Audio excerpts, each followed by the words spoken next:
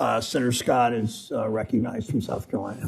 Thank you, Mr. Chairman, and thank you for holding this very important hearing. I will say that my colleagues to the left have had a number of opportunities to ask questions of nominees before this committee that had nothing to do with the issues of this committee so many times that I can't even remember the number of times I've had to sit through banking hearing hour after hour listening to folks go on about things that have nothing to do with this committee.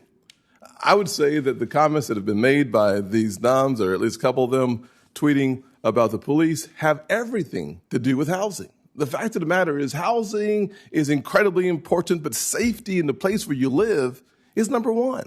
And so when you have folks talking about defunding the police, you are actually making the housing issue and the desire for home ownership and for a good, safe place to live issue number one. I can't imagine something more important than safety in the place where you live.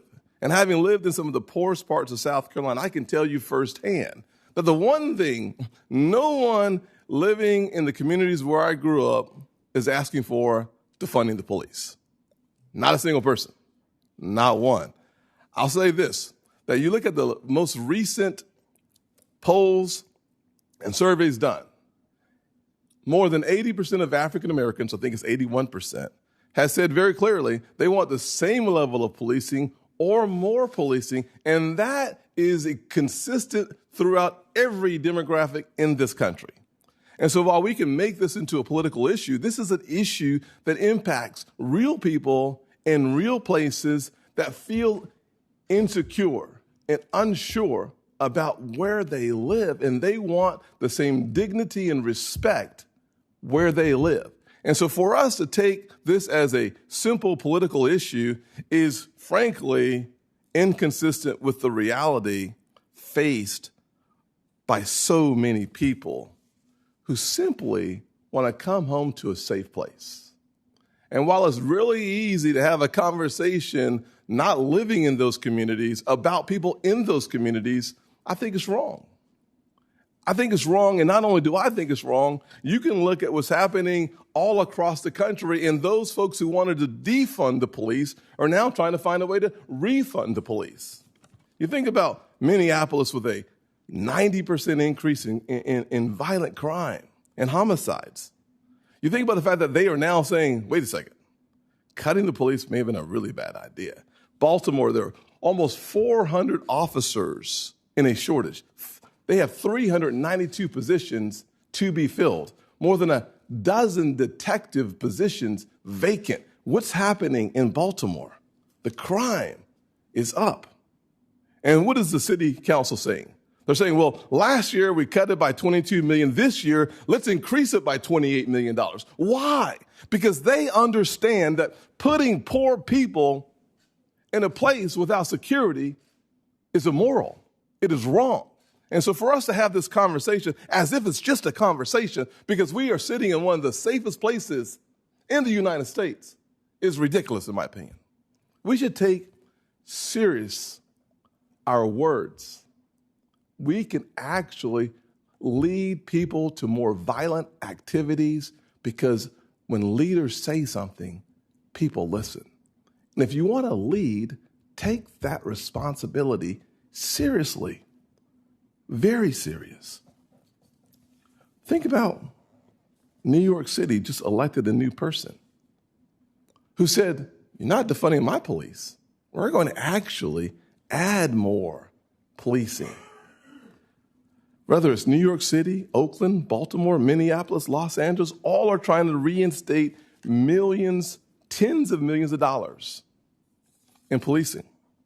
And so when I hear Mr. Green tweet, no more money for police, I think about the kid I was living in the neighborhoods that I lived in where the police presence was necessary. It was essential. And so I don't think about this from the politics of left and right. I think about this as average American people who are vulnerable, who need help, who've worked hard, living paycheck to paycheck, and they want more policing. So, Mr. Green, would you like a chance to restate your position on defunding the police or give me better context for it? Because I got to say, it is an issue. Senator Scott, I couldn't agree with you more, and I share your commitment to the health and safety of all residents in assisted housing, residents in the market. And I've worked in so many of the cities that you've mentioned to support improvements to communities, reinvestment in communities in ways that make them safer. I want to re-emphasize and make it abundantly clear. The words that you said, no more money for the police, were populated on my tweet when I shared an idea and I shared others' viewpoints. I regret if that is interpreted as my opinion. When I tweeted it at the time, I don't think it would have been interpreted that way. And I also don't think about this as the politics of left and right. As I said, one of my priorities, actually my number one priority, if I was fortunate enough to be confirmed, would be to harness the incredible talent at the Office of Policy Development and Research to better understand the needs and priorities of people and communities on the ground. So thank you so much for your commitment, and it's a commitment I share. Mr. Chairman, I know I'm out of town. I'm going to finish with this statement right here. I'll tell you that I will debate anybody on funding the police at a proper level any day, anywhere, at any time, period. I'll say this as well. The reality of this is simply, as I work through police reform and I think about the issues and the comments made by so many people who have the advantage of sitting comfortably in a place talking to others through their accounts, I think about those people who are literally desperately looking for leadership because for them it's about life and death. It's not about politics. It's about life and death. And I take that seriously because I've been in those positions.